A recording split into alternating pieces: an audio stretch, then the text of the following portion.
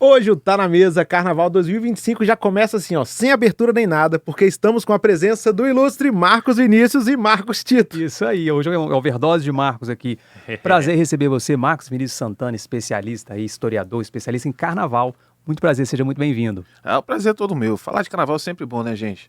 Trocar essa ideia é sempre maravilhoso. O carnaval tá chegando, esse é o melhor momento, inclusive. O carnaval tá na nossa vida o ano todo, né? Mas quando ele vai chegando, vai dando aquele clamor. Então nós estamos aí. Você vive o carnaval o ano inteiro? Sim. Eu ia falar infelizmente. Antigamente era infelizmente, a gente sofria muito, né? É igual o time de futebol. Quando a gente tem uma escola, a gente vive ela intensamente, 24 horas por dia, e a gente sabe que a realidade não é de felicidade o tempo todo, né? Mas, infelizmente não. A escola de samba, para mim, o carnaval para mim, é o que eu digo. É mais que uma festa ou samba, mais com estilo musical. É o que hoje dita a minha vida, não só na questão do entretenimento e nem de relações pessoais, profissional também. Eu tenho a felicidade de pesquisar o carnaval e trabalhar com isso, com a cultura popular. E você, como pesquisador, como você caiu nesse mundo do samba e hoje você desenvolveu tudo isso que você faz hoje? Eu não caí, eu fui jogado, né? Minha família me levava pra Jucutuquara, né? Que era o bar do Manujinho, um bar famosíssimo ali hoje na Alberto Torres, se não me engano, na rua de trás ali, né? Principal, de frente para entrar do campo que hoje pertence ao IFES, né? Que era o antigo governador Blay. E ali, cara, pra época, era a efervescência do samba, passava todo ali, não só de Jucutuquara. O pessoal de todo lugar do carnaval vinha pra lá. E eu ficava ali. Então eu digo que ali eu me conheci não só como membro da Jucutuquara, apaixonado pela Jucutuquara, como carnavalesco, no sentido de gostar de carnaval, mas também história, porque lá ele tinha um mural com fotos antigas. Então meu pai, minha mãe, a família ficava lá bebendo e eu lá dentro do bar perguntando a ele quem era quem naquelas fotos antigas. Então eu descobri que a história era minha paixão, né? Jucutuquara tinha um problema, que o juizado de menores ia no ensaio semanalmente. E minha mãe não ia sempre em todos os ensaios. Só que eu sempre fui muito alto, né? Não aparentava ter aquele tamanho, mas eles pediam identidade. Então eu fiquei muito tempo afastado da escola sem poder ir. Porque minha mãe não ia, meu pai não ia toda semana. Eu queria ir, só que ir sozinho não poderia, porque poderia chegar lá o juizado. Então quando eu fiz 18 anos eu voltei para a bateria. Lá depois virei diretor de bateria, depois diretor de cultura. E quando eu virei diretor de cultura eu estava me formando. Então eu escrevi o TCC e o mestrado pesquisando o carnaval e a minha Unido de Jucutuquara. E aí hoje sou comentarista, sou enredista também, mas muito antes disso sou, como disse, fominha do samba e do carnaval. E quando você traz essa questão do enredo, hoje você, ou melhor, o seu trabalho, que faz parte de você, ele está presente em diversas escolas aqui no estado. Sim. Qual que é o seu principal objetivo e o que você pensa quando você vai criar um enredo? Cara, essa é uma questão que é bem recente na minha vida, tá? Eu sempre fui historiador, né? E eu gostava também de escrever alguns pequenos textos, sempre tendo a cultura popular como registro. E aí o povo me enchia o saco para fazer o enredo. Faz o enredo, até que o mestre Júnior Caprichoso, que hoje é mestre da Jucutuquara, ele estava como diretor de carnaval na Mocidade Serrana.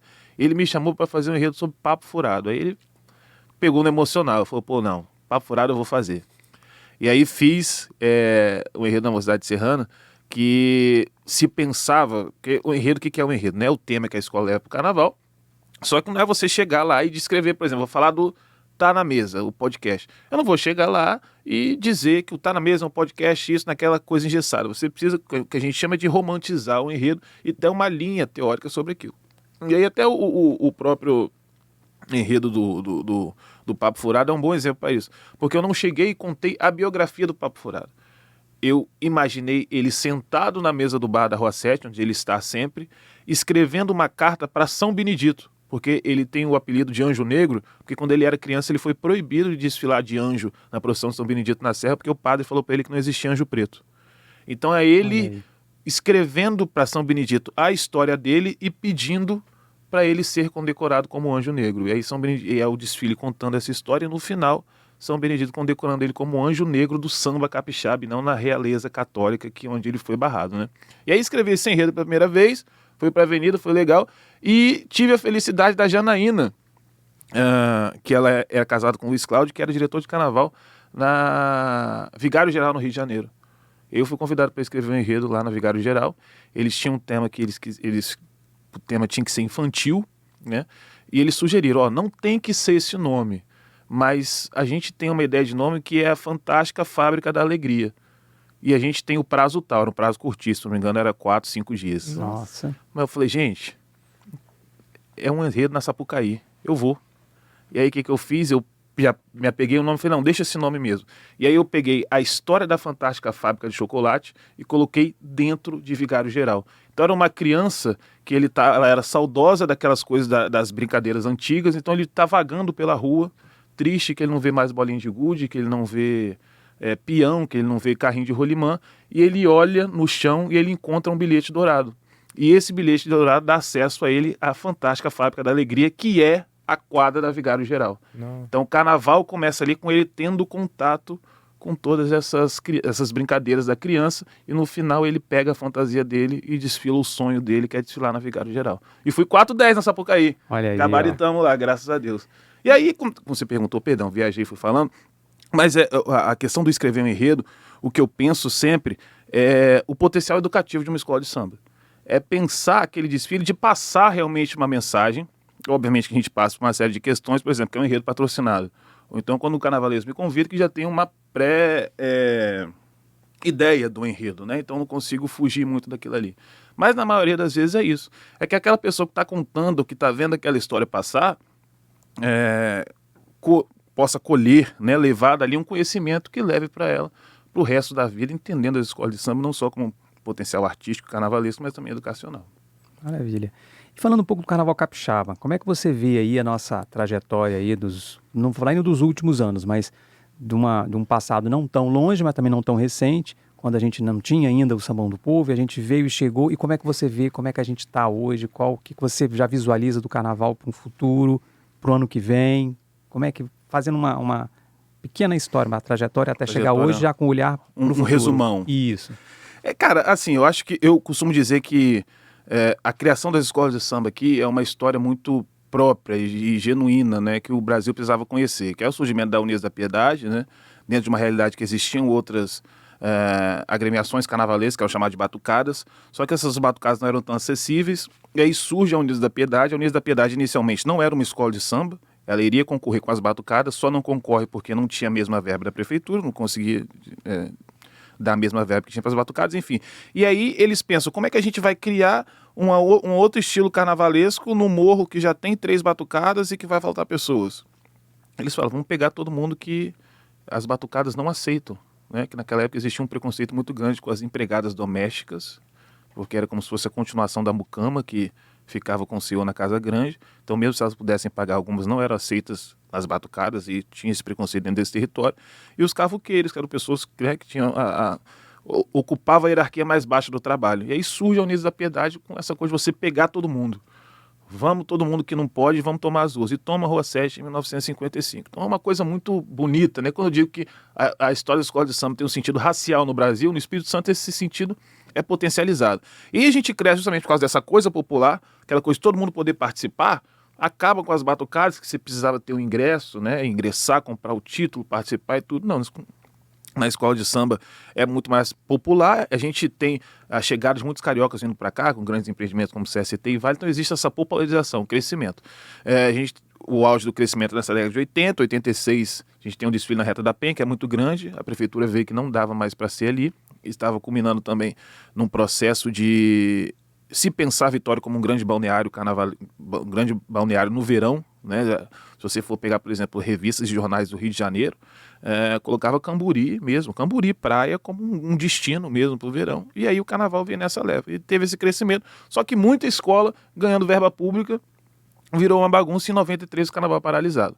Volta em 98, em outro caráter, já não no Sambão do Povo, Sambão do Povo de 87. Volta em 98, na Jerônimo Monteiro, não existia disputa, só 5 escolas voltaram, mas como foi Luiz Paulo que voltou, né, tendo Cláudia Cabral como secretária de Cultura, fomentando bastante isso, e outros profissionais, e na reeleição iria o Sambão do Povo voltar àquele caráter. Em 2002 tem esse retorno, né?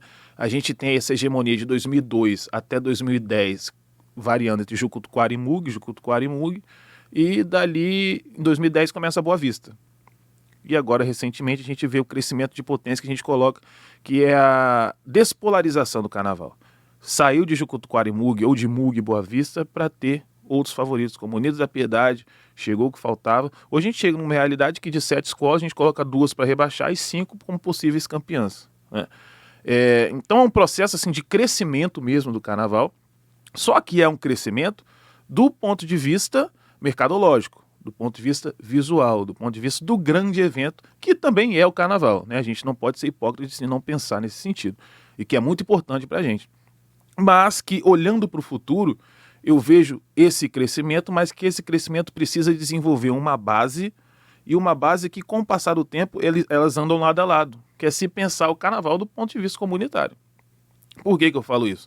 Porque se hoje nós temos aí 19 escolas, 7 no grupo especial, 7 no grupo de acesso, e nós temos, os olhares mais atentos vão ver que ritmistas desfilam em escolas seguidas e as baianas são quase as mesmas, a gente não tem uma base tão grande para um crescimento, para essa continuação do crescimento. Para se sustentar. Para se sustentar. Então a gente precisa ver medidas para que essa comunidade que faz o carnaval seja fortalecida, se entenda o carnaval para além daquela concepção. Porque, gente, quando a gente fala precisa de ritmista, precisa de baiano, não é simplesmente você pegar o cara e colocar lá o cara para tocar. Você precisa criar um ambiente que ele se sinta confortável e, mais do que isso, que o ensaiar, o ir para a escola de samba seja algo prazeroso na vida do cara.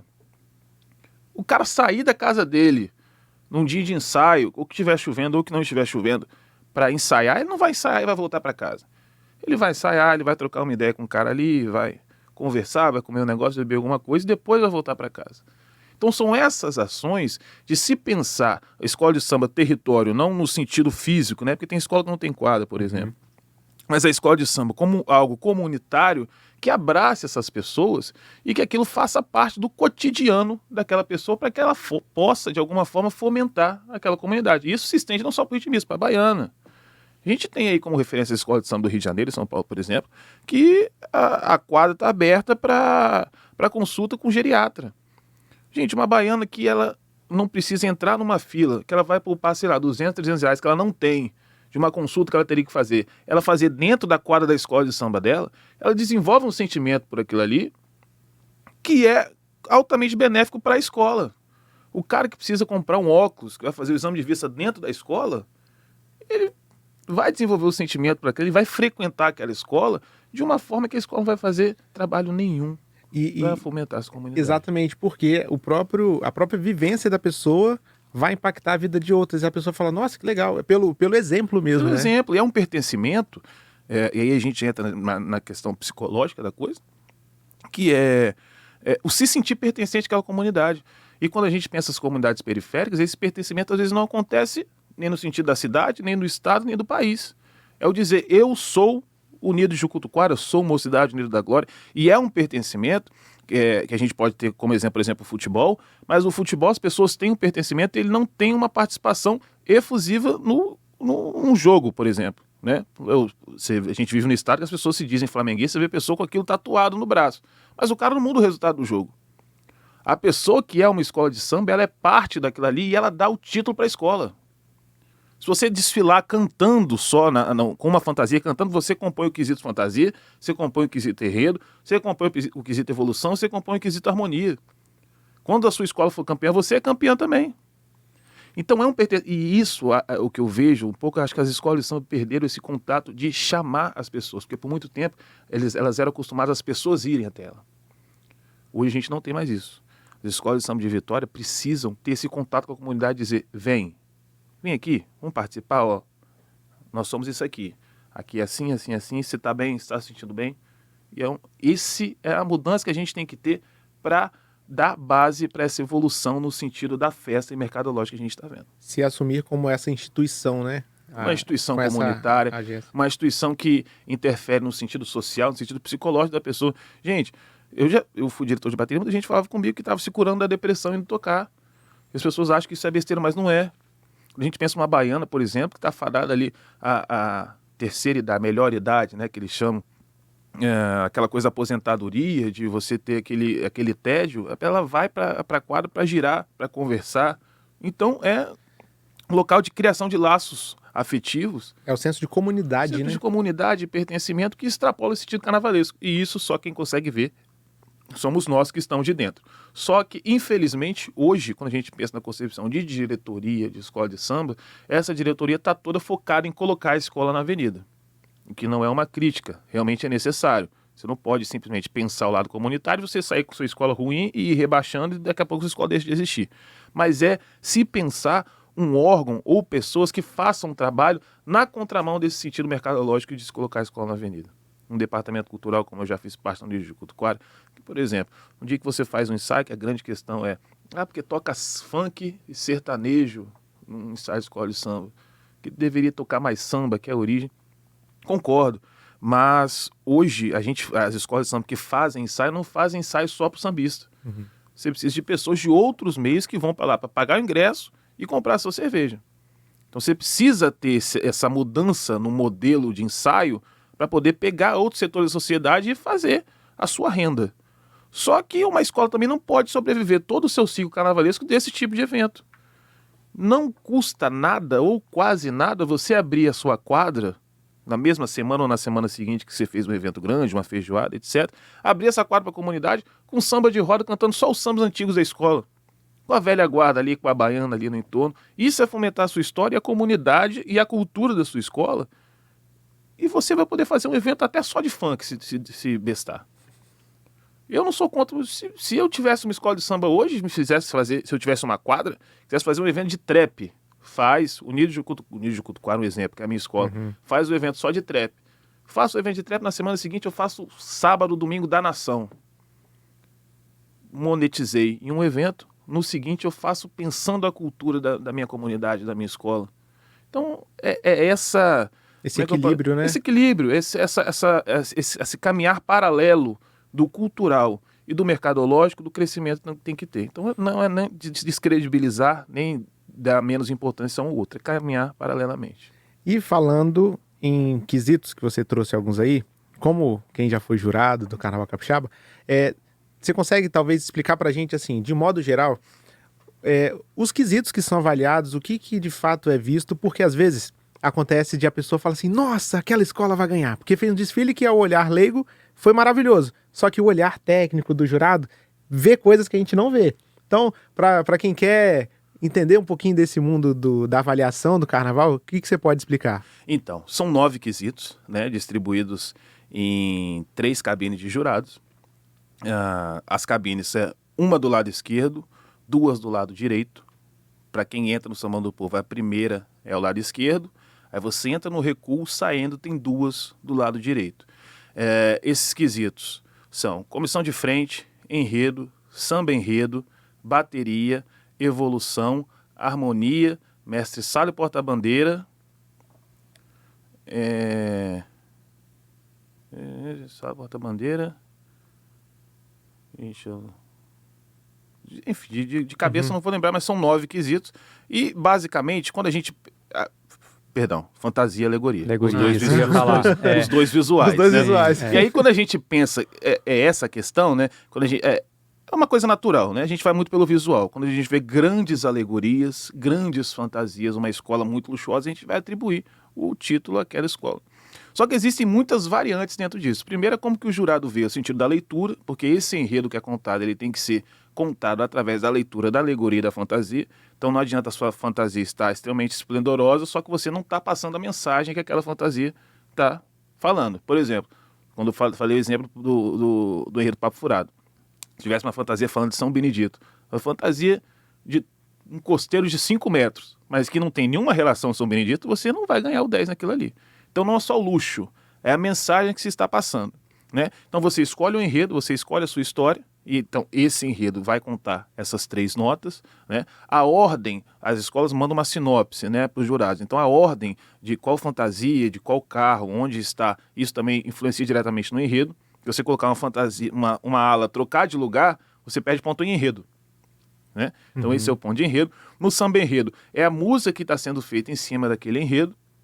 Né? E aí existem a variação de letra e melodia, como a letra foi colocada em cima daquele enredo e como existe essa variação melódica.